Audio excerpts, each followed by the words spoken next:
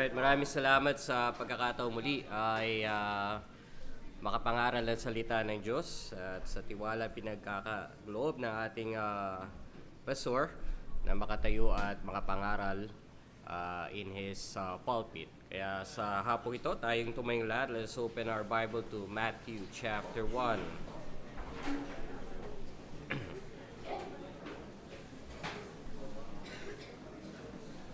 Matthew chapter 1.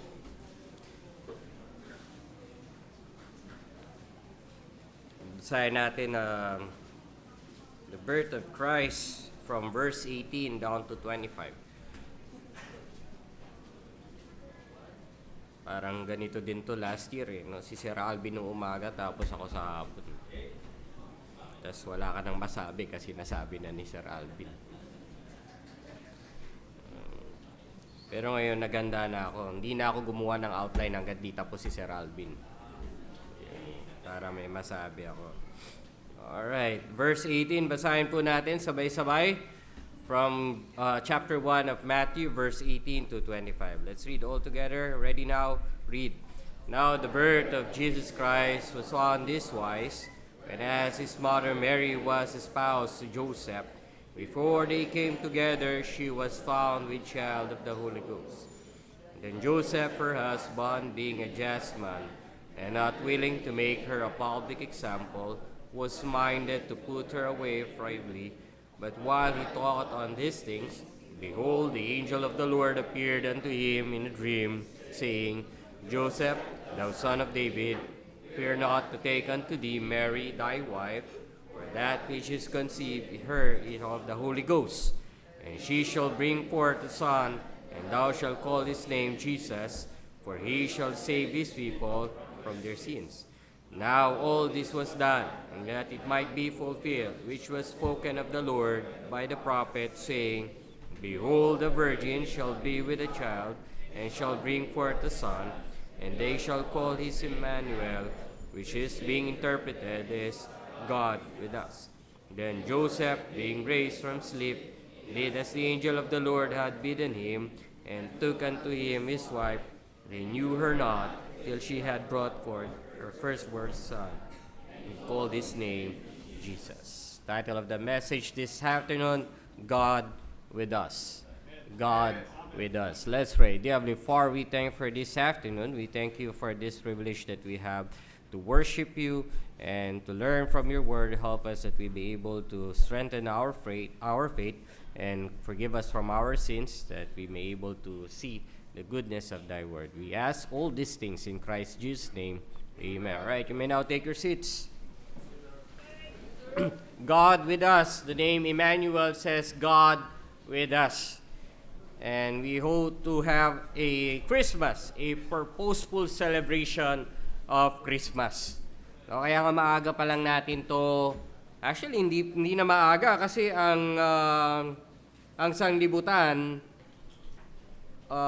September 1 pa lang, no? Meron nang lumalabas, no? Kumakaway, no? Mayroon mga pakulo ngayon, di ba?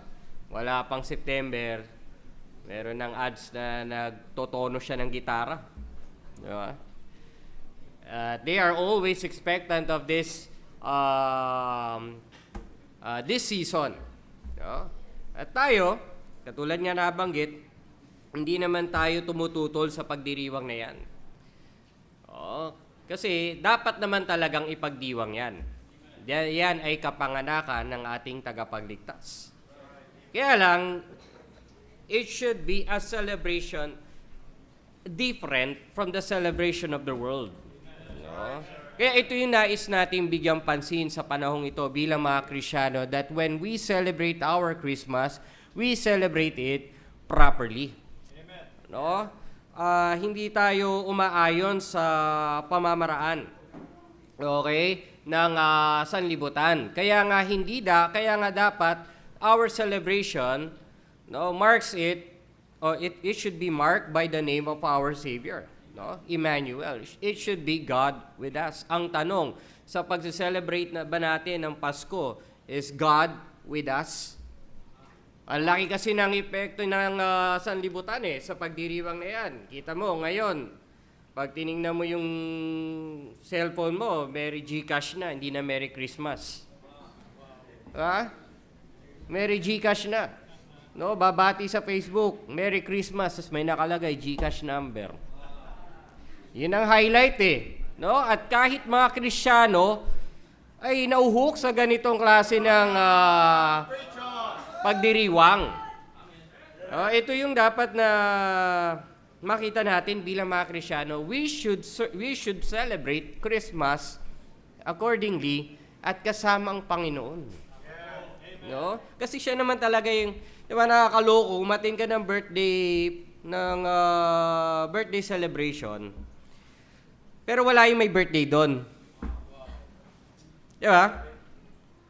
Oo, may mag-birthday, may magse-celebrate, di ba? Makikikain ka doon, pero wala naman yung may birthday.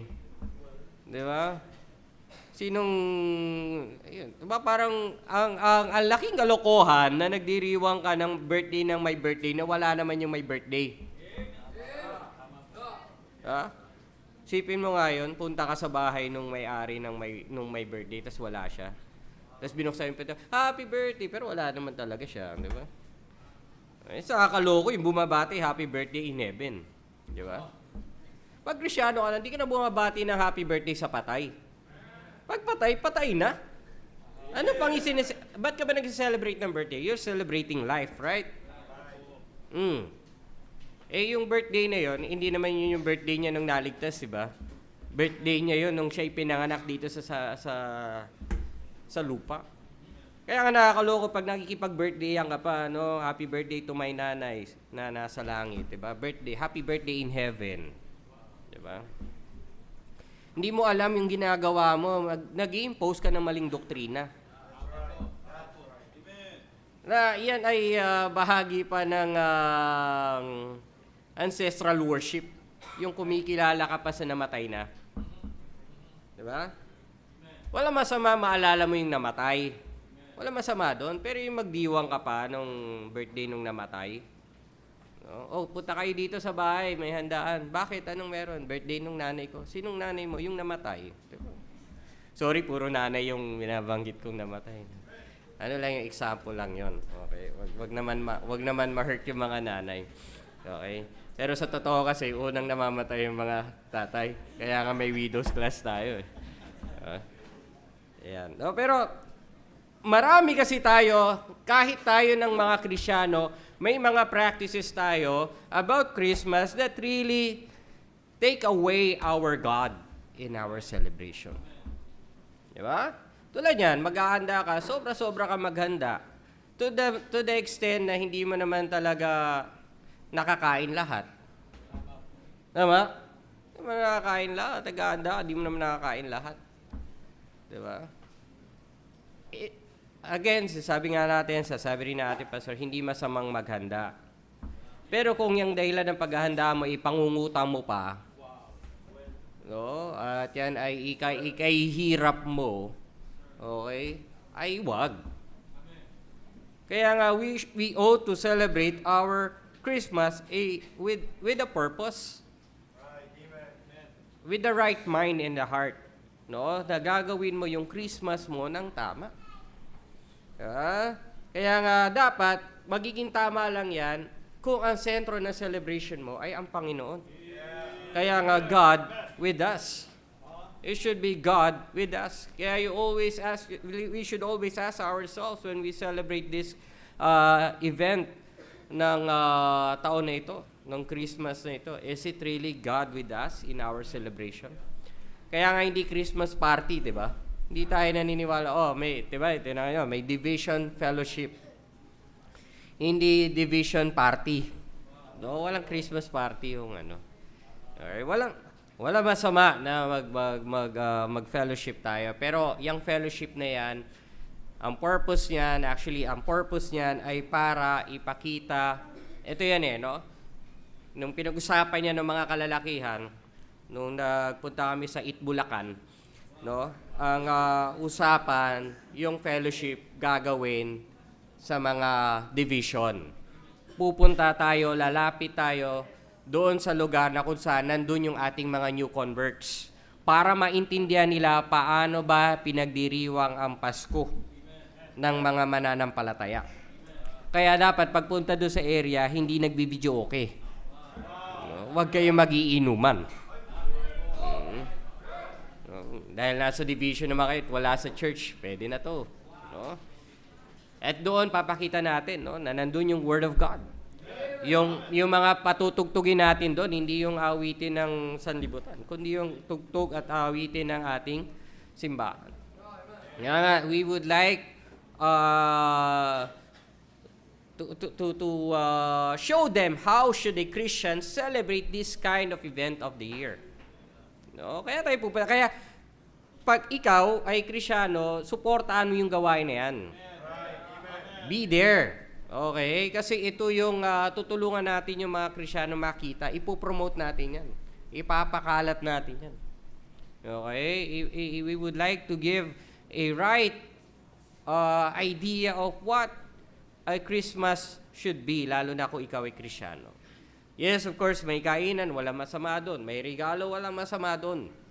Pero dapat nandun yung salita ng Diyos. And the purpose why you gathered in, kasi tingnan mo, it may be an avenue. Di natin madadala lahat yan dito sa lugar na ito. Bakit? Kasi may mga panahon na dapat daw family. O sige, wala problema. Di lapitan natin yung pamilya nila. Tama? Suportahan natin yung gawain na yan. Hindi natin lahat madadala sa Christmas cantata. Tama? Hindi natin yan madadala sa lahat dito sa Christmas cantata. But let us support every activity of this church, how we celebrate our Christmas. Okay? At katulad ni Joseph, tingnan natin paano ba ipinamalas ni Joseph, no, ang pagtupad niya sa kalooban ng Panginoon, showing God with him. Okay? Showing that God with us. Baybayin natin yung sumunod na verse dyan. No? Sabi kasi dyan sa verse 23, Behold, the virgin shall be with child and shall bring forth a son, and they shall call his name Emmanuel, which is being interpreted as God with us. Yan yung na-receive na instruction, na balita ni Joseph. And then pagdating sa verse 24, Then Joseph, being raised from sleep, did as the angel of the Lord had bidden him. Did as the angel of the Lord had bidden him. Acknowledging the precept of God. Okay? We must acknowledge the precept of God. Pag pinag-usapan natin yung precept, it signifies the specific responsibilities God placed upon His people. That is precept. At ito yung salita. Kaya nga nung magising si Joseph, no, kadyat sinunod niya ang utos ng Diyos. The responsibility according to the precept of God. Okay, kaya tayo nag-aaral nito para alam natin paano ba ipinagdiriwang ang Christmas ayon sa salita ng Diyos. Now, we celebrate it not because of the date December 25, maliwanag yan, hindi natin alam tiyak yung 25 na yan ay birthday ni Kristo. But we do believe one day in a year, alam natin, yan ay nagsisignify na ipinanganak ang ating tagapagligtas.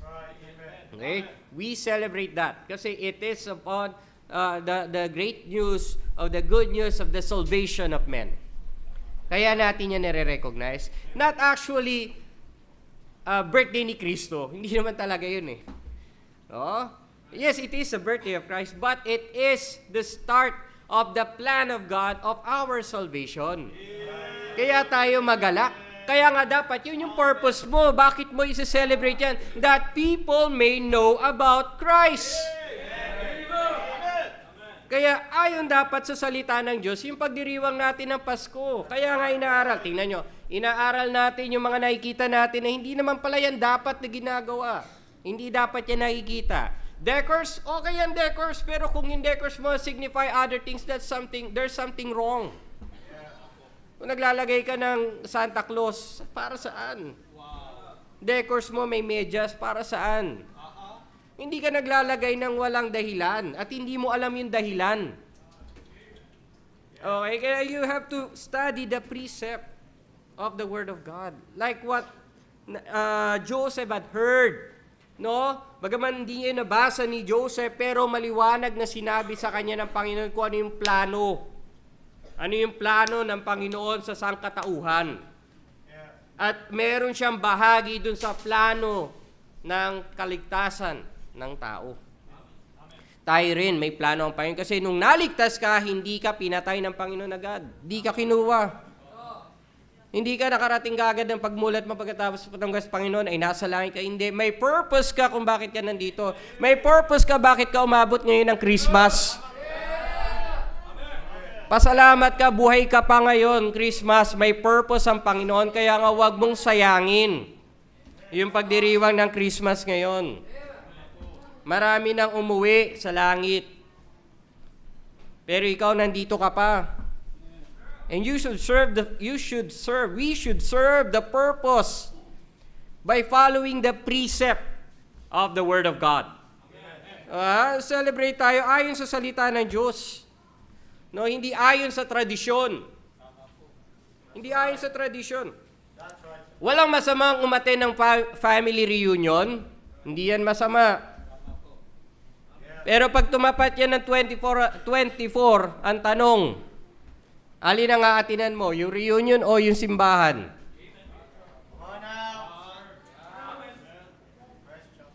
Tingnan natin, magkasubukan tayo kung sino may tunay na pananampalataya. Pag frontliner ka, wala ka dito sa 24 kasi ang reason mo may reunion kayo ng pamilya nyo, you check on your salvation, mga kapatid. You check your salvation, mga kapatid.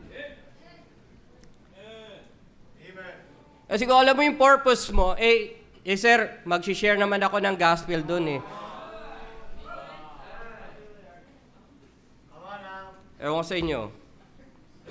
Pero maliwanag kasi sa Hebrews 10:25, not forsaking the assembling of ourselves as a manner some is.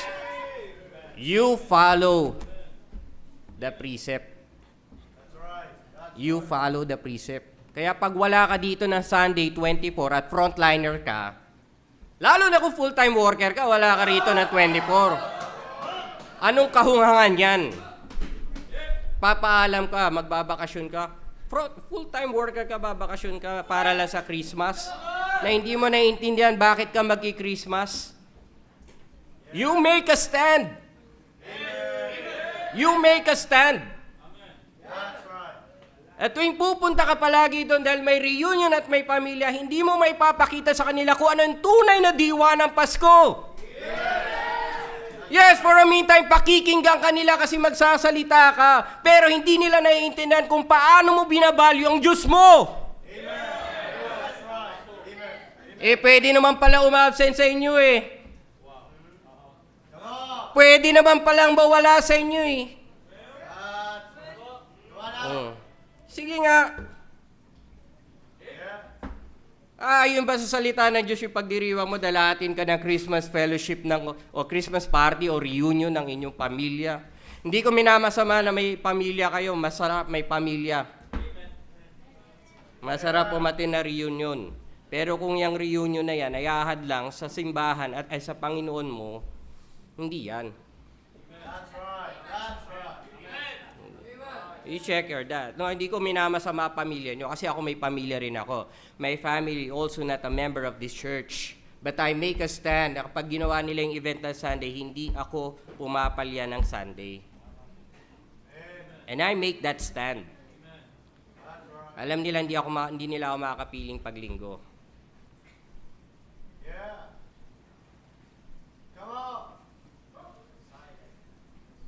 Kasi marami na nagpaplano sa inyo, di ba? Linggo, wala kayo dito.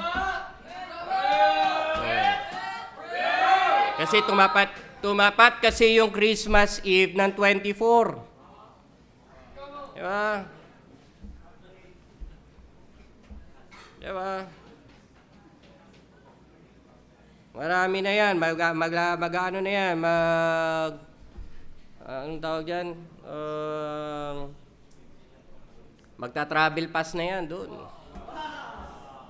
Ewan ko sa inyo, ta-travel pass pa kayo, December 24, travel pass. Doon ka magpaalam sa Panginoon. That's right. No? That's right. Christmas. Diba? Come to think of that, how do you celebrate? Is it according to the precept of the Word of God? Pinagpalit mo, sabihin mo, mangangaral ka naman ng salita ng Diyos. Now, walang masama doon sa purpose mo pero ang tanong, is it the purpose of God? Is it God with us? O sige, punta ka doon, nangaral ka, pagkatapos doon, babalik ka ba kaagad? Magsisimba ka ba kaagad?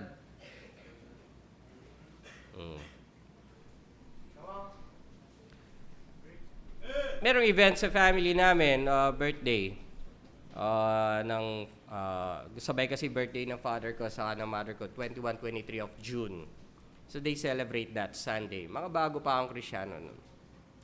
Pero what I did, pagkatapos sa umaga service, lumuwas ako, tanghali, tapos dahil kailangan makabalik ng afternoon, hindi pa sila nag-uumpisa, hindi pa kayo mag-uumpisa, kailangan ko na bumalik sa church. Bumalik din ako, uwian ako noon, Maynila. No? Kasi kaya nadala na sila, hindi na nila ginawa yun ng Sunday.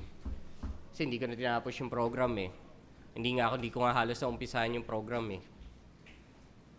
Okay? So, they made adjustment. So, di na nila ginagawa yung mga family affairs namin ng Sunday. Alam nila hindi nila ako makakasama. 50% pa lang, kumbaga, dalawa lang kami magkapatid tas wala pa ako. Ano naman ang reunion doon? Diba? So, they make sure na gathering namin hindi tatapat ng linggo. Okay? I praise God kasi nanindigan kasi ko Okay? So, yun. Usually, sila yung nagpupunta rito sa akin pag ganitong panahon. Okay? So, nakikita nyo naman yung magulang ko, diba? They visit. Okay? Umuwi rin naman ako pag may pagkakataon. Okay. Pero not for the purpose na ipagliban ko ang pananambahan. Nandahil lang sa isang okasyon. No? I-check on that. Kung ikaw ay wala dito sa 24, yun lang. Ano ang dahilan mo? Dahil Christmas. Kung Christmas, dapat nandito ka, linggo. That is according to the precept of the Word of God. It's according to the precept of the Word of God. Okay? Acknowledging the precept of God. Kaya nung bumangon siya sa pagkakatulog, alam niya na ang gagawin niya ay ayon sa utos ng Diyos. Ikaw, ngayong Christmas, si-celebrate mo ba yan ayon sa salita ng Diyos? O ayon sa preference mo? No? Minsan kasi nagsi-celebrate tayo ayon sa preference natin. Diba? It should be according to the precept of God. And number 2, okay, how do we celebrate Christmas? Being God with us. No? Accepting the personal accountability. Ano sabi dun sa verse na yan? Then Joseph, being raised from sleep, did as the angel of the Lord had bidden him, and took unto him his wife. And took unto him his wife. No? So tingnan nyo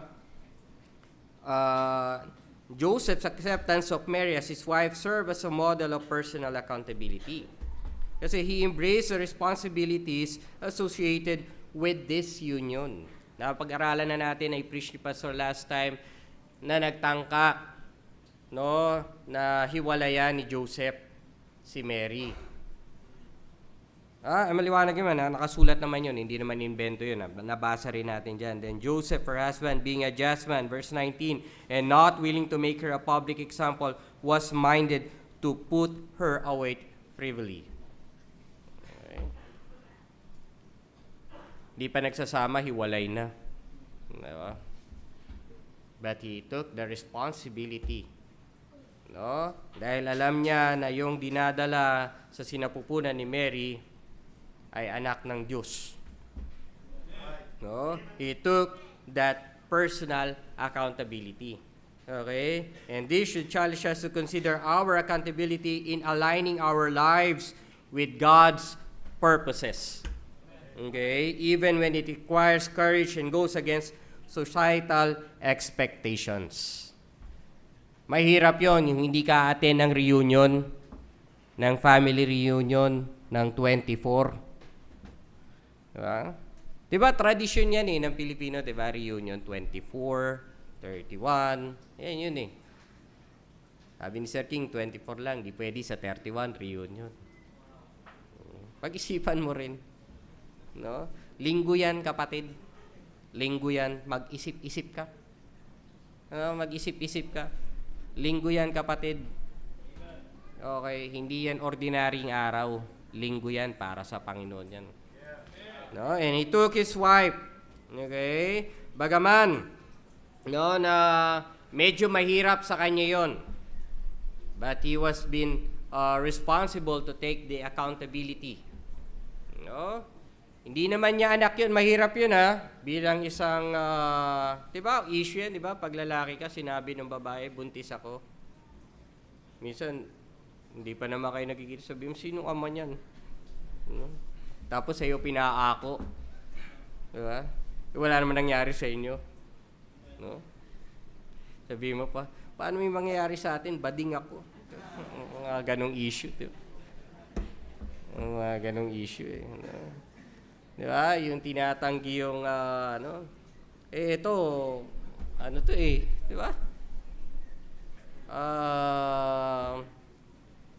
Malaki laban ni Joseph dito na hindi niya sa kanya talaga yun. Kasi di pa naman niya talaga nakakasama eh. He knew not Mary at all. Paano makakapangyari na talaga alam niyang hindi kanya yun? Maliwanag na hindi kanya. Okay? Pero dito sa bihira kasi yun eh, na lalaki aako ka ng babae na may anak na. Unless talagang, ewan ko na lang anong klaseng pag-ibig talaga yun. Pag-ibig talaga yun. Nalaman mo, ikakasal na kayo, tapos malaman mo buntis. Iisip nyo ba yung lagay? Isipin mo nga yun, Jonathan Matuts. Diba? Bukas na kayo ikakasal eh. Alam na ng lahat eh. Okay? Pumayag na si pastor eh. Tapos biglang sasabihin sa'yo na buntis pala si... Ay, pambira naman.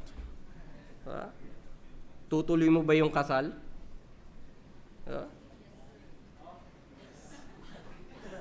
Madali yan sabihin kasi wala ka ngayon doon sa posisyon na yon. Pero lumagay ka sa ganong posisyon, hindi yun madali, mga kapatid. Maniwala ka sa akin, Robin, hindi ganon kadali yun. Kahit dumipende ka pa, mahirap yung kalalagayan na yun. Maaaring ikaw matanggap mo, pero yung ibang tao, yung mga mahal mo sa buhay, hindi yun matatanggap basta-basta. Nagpakasal ka sa isang babae na may anak na.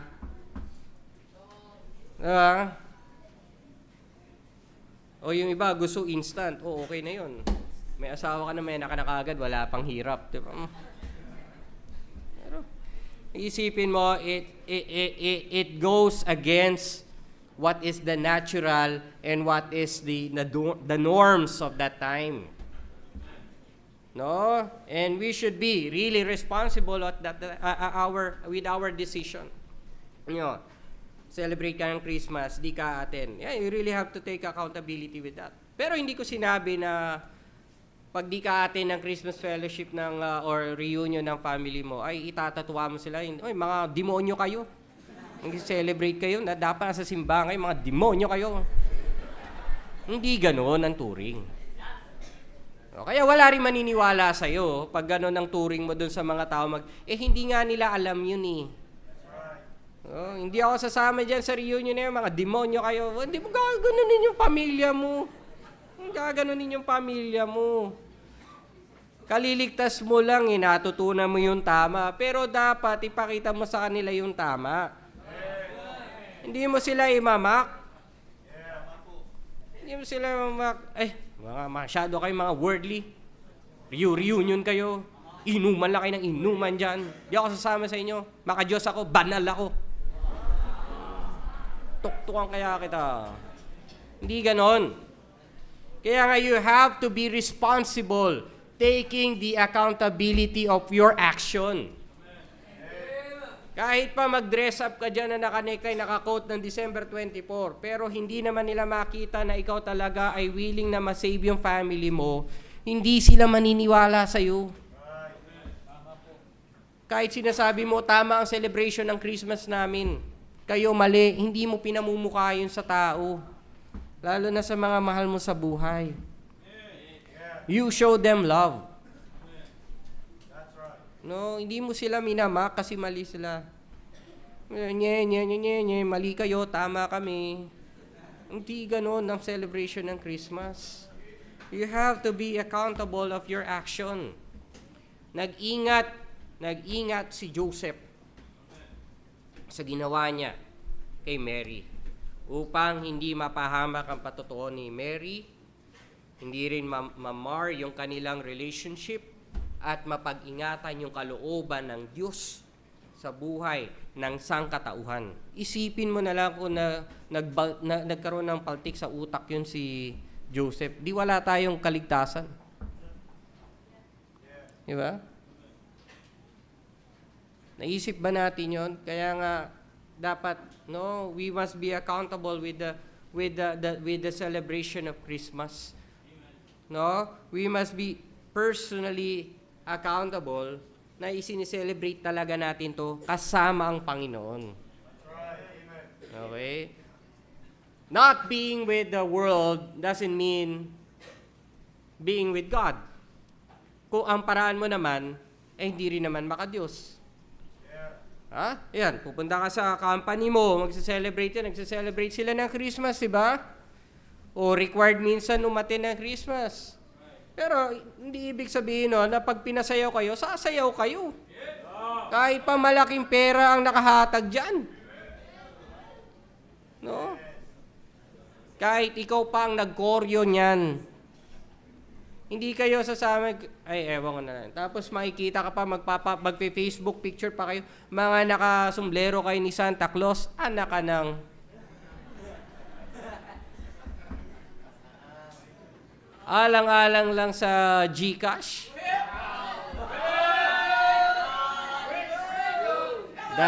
Dahil sa kumpanya nyo ay 25 years na kayong title holder ng Christmas presentation at walang tumatalo sa iyo. Ikaw na. No? Tapos ay bigla ka naligtas na nalaman mo ang katotohanan. Tapos bigla mo silang, Hindi ako sasayaw. Bahala kayo, mga demonyo kayo. Hindi ganun, wag ganun. Okay? You show them, you be responsible, you should be accountable with your action. Hindi ganun po ang pag-celebrate ng Christmas. Hindi mo ipinamumukha sa kanila na mali sila. Ang pinapakita mo sa kanila, ito yung tama. That's right. Amen. Pag-iingatan mo yan, kasi accountable ka dyan. Kaya nga dapat maingat tayo ngayong Christmas na to eh. 'Di ba? Oh, minsan may tumatawag sa inyo ninong, ninang, 'di ba? Okay. 'Di ba? O kaya kayo hanggang ngayon nagnininong-ninang pa rin kayo. Yeah. Gusto mo ikaw pumunta sa mga dati mong naging ninong at ninang pero hindi para manghingi. Para mag-share ng gospel. Yun ang gawin mo. Yun ang gawin mo. Baguhin mo rin, ikaw rin ang magbigay ng regalo ngayon. No? Baguhin mo naman.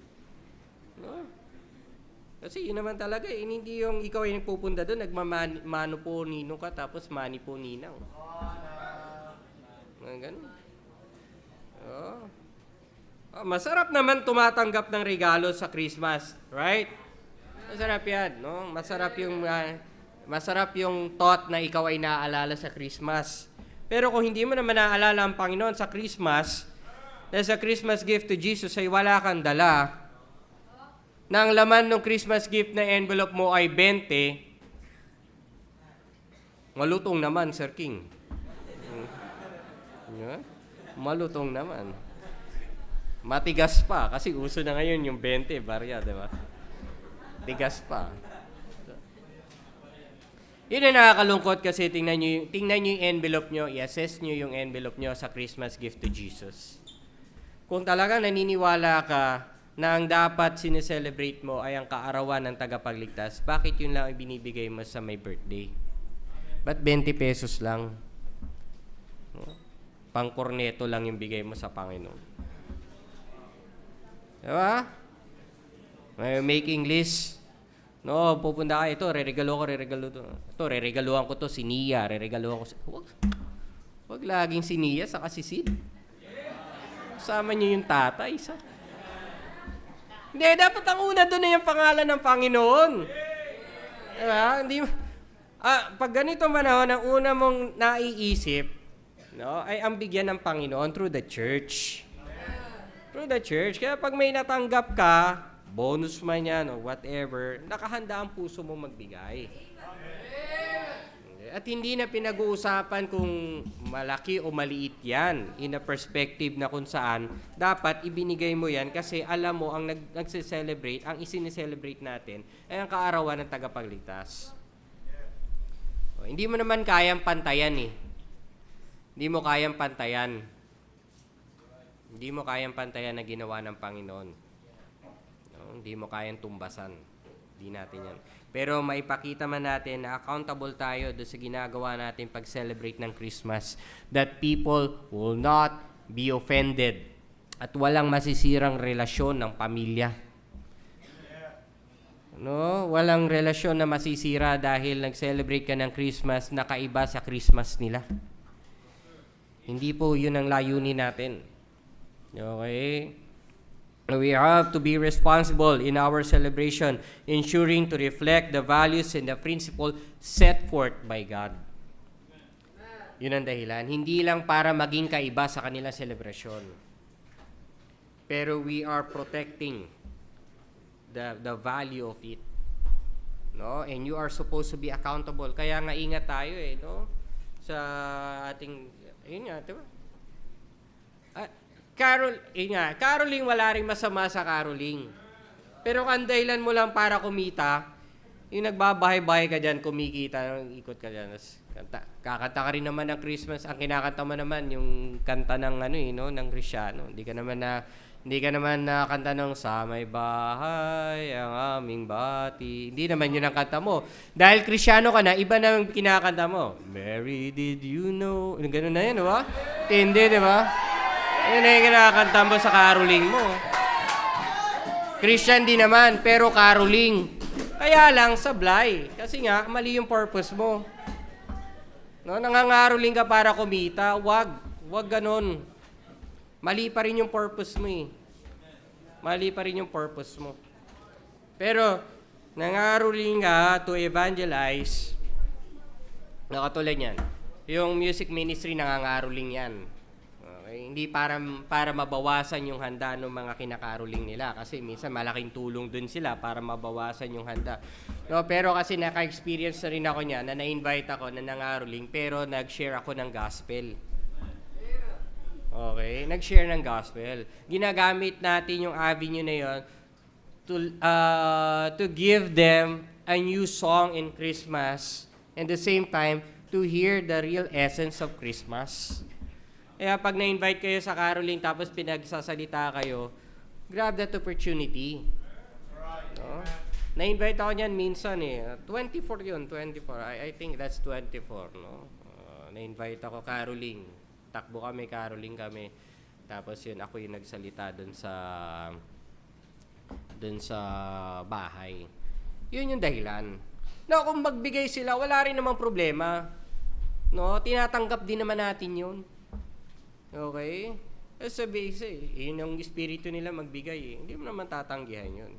But, make sure na hindi yun yung purpose mo. At nung hindi sila nagbigay, akala ko ba malaki magbigay yan? Laki-laki ng bahay. Diba? Ano yung pakain lang? Wala man lang pasobre. Yun, namamali na yung beto mo Namamali na. Kaya nga, you really have to be responsible doon sa pag-practice natin ng ating mga celebration. Katulad yan, celebrate tayo ng kantata. Kaawit ka. Tapos pagkatapos mo umawit, pupunta ka na sa backstage. Punta ka na dun, chismisa na. Kanya-kanya ng picture. Wala nang pakialam sa bisita. Andun na sa labas, kanya-kanyang usapan na yan. Hindi mo nakita nag-assist ng mga bisita dito sa loob. Kundi mo pasabihan. Yan ang mga maling practice. You do not take accountability sa action. Wala ka na nga bisita, kumanta ka pa, tapos hindi ka pa nag-asikaso ng bisita. Tigas naman ang swelo ng sapatos mo. Diba? Hindi kasi yan concert. Huwag kayo mag-perform dyan dahil magaling kayo o maganda kayo. No? Pero mas maganda talaga pag maganda yung kumaawit na may dagdag yun. Pero kung kumanta ka dahil maganda ka at maganda boses mo, kung hindi naman tama ang puso mo, diba? Yung pagkakanta mo, lalabas ka. Yung sinasabi ni Pastor, diba? Pag choir ka, pagkakanta mo, nasa CR ka. Bakit? Ibig sabihin, hindi ka nakahanda na makinig na salita ng Diyos. Umawit ka nga para ihanda yung puso ng mga tao, tapos ikaw, pagkatapos mo umawit, lumabas ka. Ibig sabihin, ikaw ang hindi handa. Naiisip niyo ba yung ginagawa niyo? You should be responsible on your action. Mag-a-share ka, ikaw yung walang Bible, tapos share mo yung Bible. Nakatayo ka dyan, wala kang Bible, a-share ka. Diba? Ano ang problema natin dyan? No? Let us not make it just a tradition. Christmas kantata, magandang avenue yan. Masarap mag-invite yan. Okay? Masarap na magdala ng mga tao para makita nila ang tunay na awitin ng Pasko. At ano talaga dapat ang pag-awit pag Pasko? Hindi dahil, yun yung isasabi, di ba? Celebration naman, sabi ni Sir Alvin kanina, yung iba, Christmas, malungkot. Di ba? Kasi selfish yung motive. Di ba? Pasko na, sinta ko. Ang Disyembre ko'y malungkot. Di ba? Di ba? Hindi yun ang Pasko. Dahil wala kang girlfriend, malungkot ka. Wala kang boyfriend, malungkot ka. Kalalaki mong tao, malungkot ka kasi wala kang boyfriend.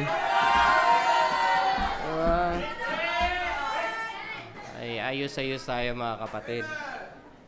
Yeah. Let us be responsible on how we celebrate our Christmas. Hindi dahil na-celebrate mo na parang tama na may na-offend naman. May hindi naman natuwa at hindi naligtas kasi nayabangan sa atin sa pag-celebrate ng Christmas. Kasi feeling natin we are so right. Self-righteous din lalabas yung pagdiriwang natin ng Christmas, mga kapatid. So we must be responsible with our celebration. No? And then third, di pa to huli, may apat pa. Accomplishing with preservation of truth. Accomplishing with preservation of truth. No, anong sabi niya ron? And knew her not till she had brought forth her firstborn. And knew her not till she had brought forth her firstborn son. No? Pinanatili niya yung prophecy that she will give birth as a virgin. Yun yung sinasabi, yun yung essence nun. And that is the preservation of truth. Sa ating pag-celebrate ng Christmas, dapat ma-preserve din yung truth nung bakit natin sineselebrate yung Christmas. And that is for them to know that Christ, the Savior, was born.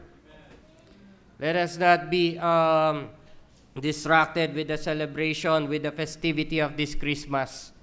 Masarap, masaya na merong Christmas, pero kung mali naman at hindi na mapipreserve, di ba? Katulad yan, taon-taon natin ginagawa yung kantata. Taon-taon natin ginagawa yung kantatang yan.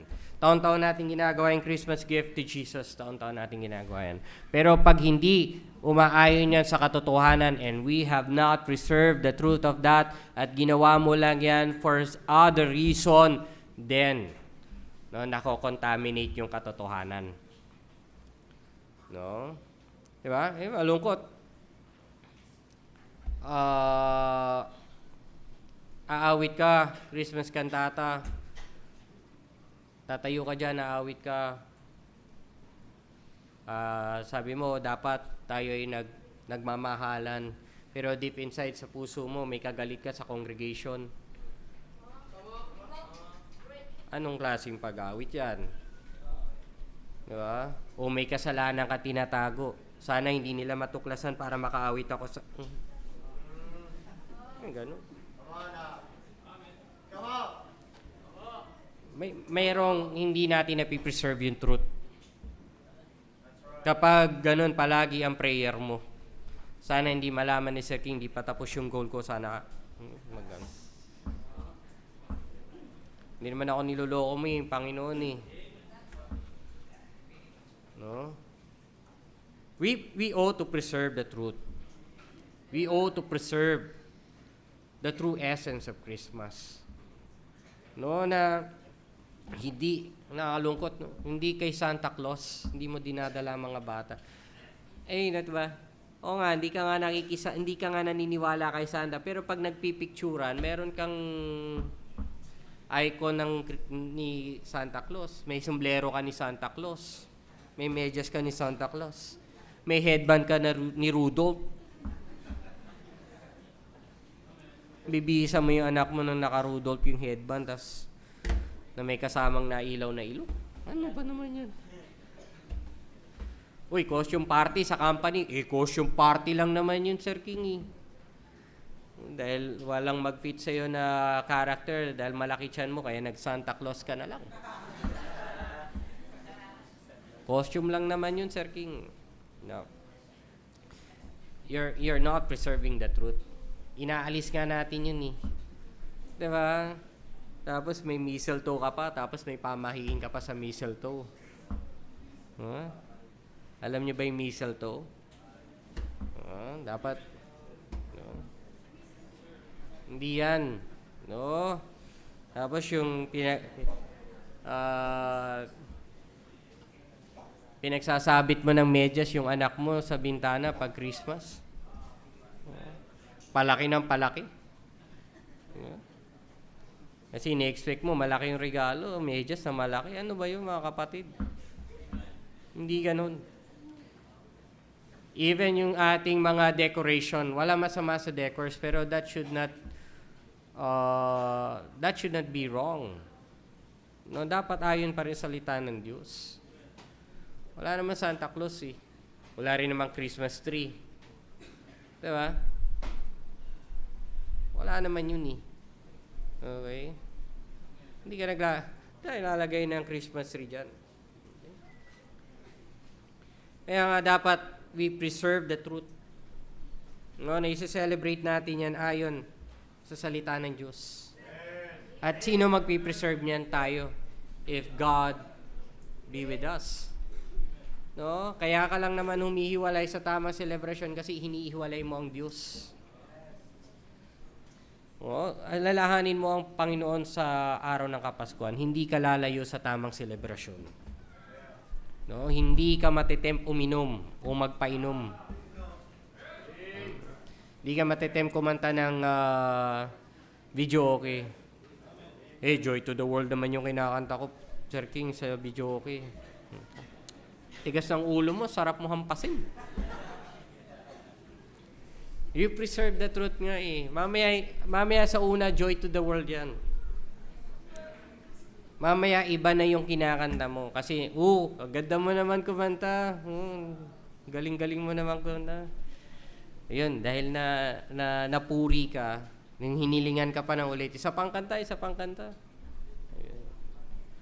Bumirit ka na. Nagmaraya kari ka na.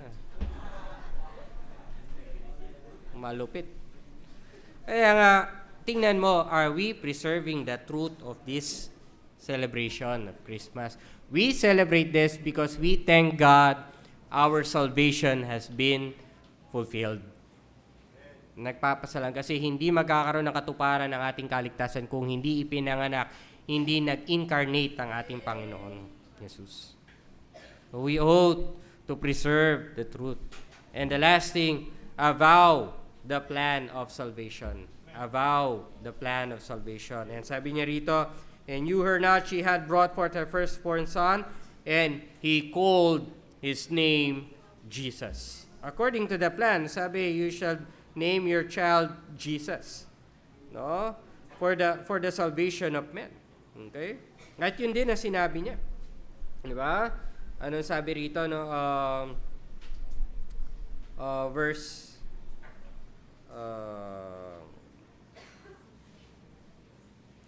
21. Sabi yan, and she shall bring forth a son, and thou shalt call his name Jesus, for he shall save his people from their sin.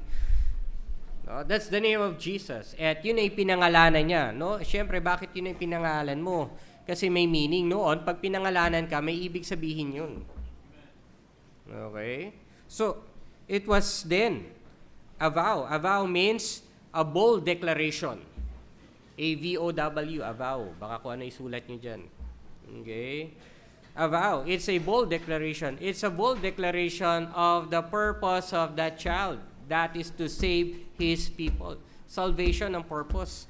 Si-celebrate, ang layunin natin, may celebrate ang Christmas na ito upang maraming kaluluwa ang maligtas. That's the purpose of it. I-celebrate natin yan. No? The naming of Jesus underscore the proclamation of the salvation of man through His birth. Yan ang dahilan. Kailangan makaintindihan nila yan.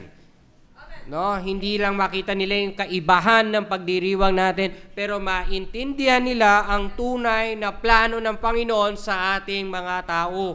At yun ay ang ating kaligtasan. We must be proclaiming the gospel. Kaya nga pag ikaw naanyayahan sa mga Christmas celebration na sinasabi nila, Christmas party, na-invite ka, pag-pray ka, pag-pray mo, wala masama, pag-pray mo. Pag-invite ka mag-pray, samahan mo ng gospel. Okay? Huwag ang dala-dala mo ay supot. No? Ang dala mo, gospel. No? Huwag supot ang dala mo. Ang dala mo, gospel. Okay? Our observance of Christmas give us that stand to be an ambassador. We are an ambassador, kaya nga dapat tama yung itsura mo pag Christmas. Hindi yung parang kawawa ka. Wala kasi nagbigay sa akin ng bago eh. Wow. Sabi nga kanina Sir Alvin, hindi dahil wala kang bago ay hindi na masaya ang Christmas mo. Okay.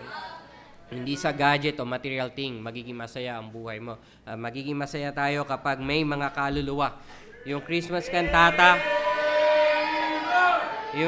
kantata magdudulot ng kasiyahan sa langit kasi may mga kaluluwang maliligtas.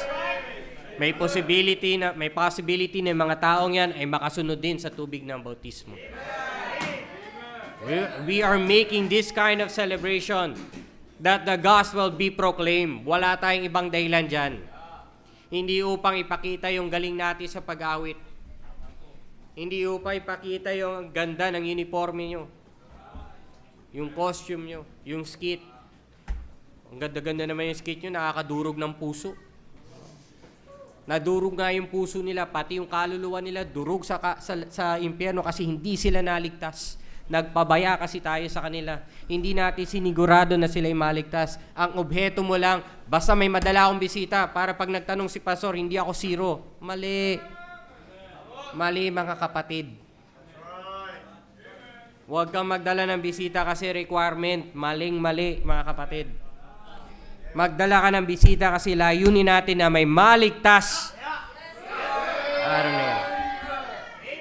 That is the purpose of celebrating our Christmas. To proclaim the gospel. Kaya ngayon yung hamon ni Pastor Dati-rati, pag walang pasok, ay pag may pasok, may trabaho, hindi ka makapag-soul winning kasi wala kang panahon. Ngayon, ang haba ng panahon mo. Ang haba ng panahon natin, bakasyon. Kung estudyante ka, bakasyon. Kung may trabaho ka, ang daming bakasyon. Ang tanong, ano ang comparison ng number of souls won mo during Christmas and vacation season sa panahon ng souls won mo na may pasok? Bakit nawala ang tunay na diwa ng Pasko? Bakit nabawasan ang mga souls won kapag Pasko? Dahil busog ang tiyan sa handaan. kung alin man ang panahon na dapat tayo marami ang nababahagingan ng salita ng Diyos, walang iba kundi ang araw ng Kapaskuhan. Kasi napakadali ipaliwanag sa kanila ang purpose ng Panginoon. Wala ka ng ibang pag-uusapan, andun yung isip at puso nila sa Pasko eh. Bakit nga ba may Christmas? Yun ang tanong eh. Diba? And that gives us the reason for them to understand the great plan of salvation of God. Kaya wag sana lumipas ang Kapaskuhan na ito na walang naligtas sa pamamagitan ng pagbabahagi mo at pagtayo mo sa paninindigan ng pananampalataya mo, mga kapatid. Sabi mo, Kristiyano ka, is God with us in our celebration? Is God with us in our celebration? Tuwing ikaw ay aatin ng mga Christmas fellowship, is God with us in our Christmas fellowship? In our Christmas cantata, is God with us in our Christmas cantata? In our Christmas giving, is God with us in our Christmas giving? Is God with us? Is God with us? I-check natin yung pag-celebrate natin ng Christmas ngayong panahong ito. Let us make it to be God with us Christmas celebration. Let us pray. Ama namin makapangyarihan sa lahat, muli kami nagpupuling papasalamat sa inyong salita. Maliwanag kung paano ang Christmas ay nakarating sa amin. Ito po ay dahil sa inyong pag-ibig at upang makita namin ang dahilan at ang kaligtasan na inihanda nyo para sa tao. Maraming salamat sa panahon ito na patuloy binibigay nyo sa amin upang gunitain ang dakilang biyaya na inyo nga pong iginawad sa aming mga makasalanan. Maraming salamat po ang hiling dalangin sa pangalan ni Jesus. Amen. Anumang bahagi ng mensahe kayo kinausap ng Panginoon, the altar is wide open. You settle that. Kung may mga plano ka ngayon taliwas sa kalooban ng Panginoon, make it right. Reunion, hindi masama ang reunion. Pero i-celebrate natin ang Kapaskuhan ayon sa salita ng Diyos. It should be God with us. God with us. It should be God with us.